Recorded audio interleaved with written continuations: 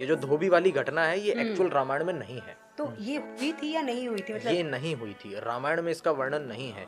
यहाँ तक कि बहुत सारे परंपरावादी तो उत्तरकांड को मानते हैं कि वो रामायण का हिस्सा है, लेकिन एक पारंपरिक आचार्य है, उनका नाम है रामभद्राचार्य। उनका मानना है कि उत्तरकांड रामायण का हिस्सा नहीं है। इसके लिए मैं केवल उनके मानने के आधार पर नहीं मान रहा हूँ, क्योंकि उनकी कई बातें मैं भी नहीं मानता हूँ, लेकिन ये जो फैक्ट है ये आर्कियोलॉजिकली और मैन्युस्क्रिप्टिक एडिशंस का एनालिसिस करने पर एकेडमिक्स में भी वेरीफाइबल है कि उत्तरकांड रामायण का हिस्सा नहीं है। रामायण में युद्ध कांड तक के ही कांड है, उत्तरकांड रामायण का हिस्सा नहीं। यहाँ कुछ लोग कह देते हैं, देखिए फिर बताओ, एक बात आपको ध्यान रखना है कि सीता जी का दूसरा वनवास कभी नहीं हुआ। इसको मुझे आज कहना है, इसीलिए मैंने जल्दी चर्चा की है। नोट करो बहनों और मित्रों, जो लोग अफवाह उड़ाते हैं कि धोबी के कहने से रामचंद्र जी ने सीता जी को निकाल दिया था, बिल्कुल गलत है। ऐसा कभी नहीं हुआ। अच्छा, वो धोबी की स्टोरी जो पीछे की थी वो बिल्कुल तरह से फेक है, पूरी फेक है। इसके लिए मैं एक और आपको एक इंटरेस्टिंग एविडेंस देता हूं कि एक पंक्ति आती है भगवान राम के बारे में, रामो द्विनिर्भि भाषते, मतलब राम दो प्रकार की बात नहीं कहते। युद्ध कांड में ही एक श्लोक आता है, भगवान राम जब अग्नि परीक्षा वाला जब प्रकरण आता है तो वहां सीता माता से कहते हैं कि मैं तुम्हें पूर्ण रूप से स्वीकार करता हूँ। ये अग्नि परीक्षा तो सिर्फ एक दिखावे के लिए, एक छद्म परीक्षा थी जो लोगों को दिखाने के लिए थी। मैं तुम्हें पूर्ण रूप से स्वीकार करता हूँ, मुझे कोई भी संशय नहीं है, सीता की पवित्रता में मुझे किंचित मात्र का भी संशय नहीं है। ये पूरा श्लोक आता है।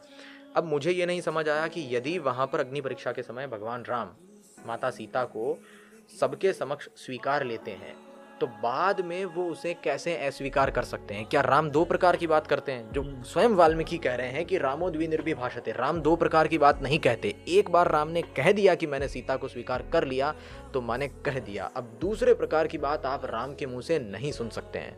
तो यानी या तो रामो द्विनिर्भि भाषते वाली बात गलत है, या फिर वो दूसरा परित्याग जो हुआ था, दूसरा वनवास, वो गलत है। तो यहाँ पे ये भी तो कहा जा सकता है कि राम जी को सीता जी की परीक्षा लेने की जरूरत ही क्यों थी, क्यों उन्हें अग्नि परीक्षा देनी पड़ी थी? इसे भी जब हम रामायण का ही वो अंश पूरा डिटेल में हम जब ग्रंथ में पढ़ेंगे तो हमें समझ आएगा। वहाँ एक्चुअल में वर्णन ये है कि जैसे ही भगवान राम कहते हैं कि अग्नि परीक्षा का आयोजन किया जाए तो लक्ष्मण अचानक से क्रोधित हो जाते हैं कि ऐसा क्यों करना है। तो वहाँ मनश्छंदा करके एक पंक्ति आती है कि मनश्छंद यानी कि मन के इशारे से भगवान राम लक्ष्मण की ओर देखकर कहते हैं कि कुछ देर प्रतीक्षा करो, रुको।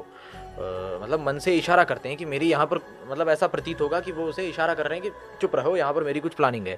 अब प्लानिंग क्या है ये हमें बाद में पता चलती है। जैसे ही सीता माता अग्नि में कूदने का प्रयास करती है वैसे ही भगवान राम सीता माता को रोक लेते हैं, हाथ पकड़ लेते हैं कि तुम्हें कूदने की आवश्यकता नहीं। यदि एक्चुअल में परीक्षा देनी होती तो वो कूदने देते।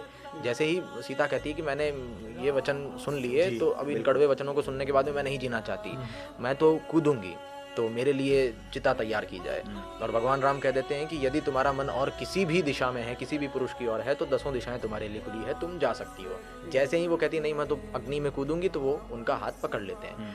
फिर जब सीता माता कहती है कि हे प्रभु आपने मुझसे ऐसे कड़वे वचन क्यों कहे, तो भगवान राम उन्हें समझाते हैं। और मैं ये जो बात बोल रहा हूँ ये प्रॉपर श्लोक में है, एज इट इज, कोई भी जाए रामायण खरीदे वो चेक कर सकता है। तो भगवान राम उन्हें समझाते हैं कि मुझे तो लेश मात्र भी संशय नहीं था तुम पर, और लोग प्रश्न न करें इसलिए मैंने ये स्वांग रचा, छद्म परीक्षा रची कि 10 दिशाओं में सीता जा सकती है, ताकि मैं लोगों को दिखा सकूं कि जब मैंने पूरी छूट दे दी उसके बावजूद भी सीता कहीं पर भी नहीं गई। यदि सीता के मन में कोई और होता तो सीता कहीं न कहीं किसी न किसी दिशा में चली जाती, ये दिखाने के लिए। क्योंकि यदि मैं सीधा तुम्हें स्वीकार कर लेता तो लोग ये कहते कि देखो दशरथ का पुत्र राम तो बड़ा कामी है। ये लिखा हुआ है श्लोक में कि दशरथ का पुत्र राम तो बड़ा कामी है, उसने अपनी पत्नी की इच्छा भी नहीं जानी कि इतने वर्ष अलग रहने के बाद वो किसी और पुरुष के पास जाना चाहती है या आप ही के पास जाना चाहती है, इच्छा भी नहीं जानी, इसलिए मैंने ये परीक्षा ली। तो ये जब हम पूरा कॉन्टेक्स्ट पढ़ेंगे तो डिटेल में समझ में आएगा। और एक और बात बताऊं, ऐसा नहीं है कि भगवान राम ने ही सीता माता की परीक्षा ली, सीता माता ने भी भगवान राम की परीक्षा ली थी। अच्छा, कैसे? यस, ये है जब हनुमान जी सीता माता को लेने के लिए जाते हैं तो वे उन्हें कहते हैं कि आपको यहाँ रुकने की कोई आवश्यकता नहीं है, आप मेरे साथ में वायु मार्ग से ही वापस चल सकती हैं। हाँ जी। हाँ हाँ, तो युद्ध की कोई आवश्यकता ही नहीं है, आप सीधा चलिए।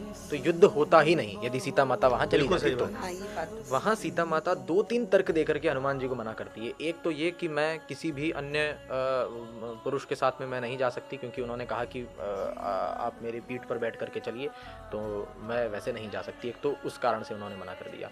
दूसरा कारण वो देते हैं कि मैं ऐसा चाहती हूँ कि ऐसा न हो कि यदि मैं आ जाऊं तो लोग ये कहें कि राम में प्रताप नहीं था, वीरता नहीं थी, राम में साहस नहीं था कि वह अपनी लड़ने पत्नी की को शक्ति छोड़ा। नहीं हाँ, शक्ति नहीं थी। तो क्या सीता माता को डाउट था भगवान राम पर? नहीं, उनको तो अपने मन में क्लियर था कि मेरे पति में कितना प्रताप। उन्होंने कहा मैं दुनिया के लिए चाहती हूँ कि दुनिया देखे कि कैसे मेरा हरण करने वाले व्यक्ति को का वध करके मेरे पति ने मुझे वापस प्राप्त किया।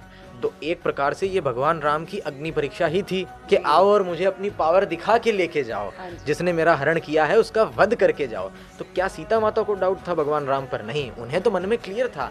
और लोग मूर्खतापूर्ण बातें न करें, जो कि आज भी कर रहे हैं इतना होने के बावजूद भी, लेकिन उन्हें मौका न मिले, इसके लिए माता सीता ने कहा। तो जैसे माता सीता को पता था, फिर भी उन्होंने भगवान राम की एक प्रकार से परीक्षा ही तो हुई कि भले हनुमान लेने आ गए पर उनको जाने से मतलब नहीं है, उनको मतलब है कि आके अपनी पावर शो करो।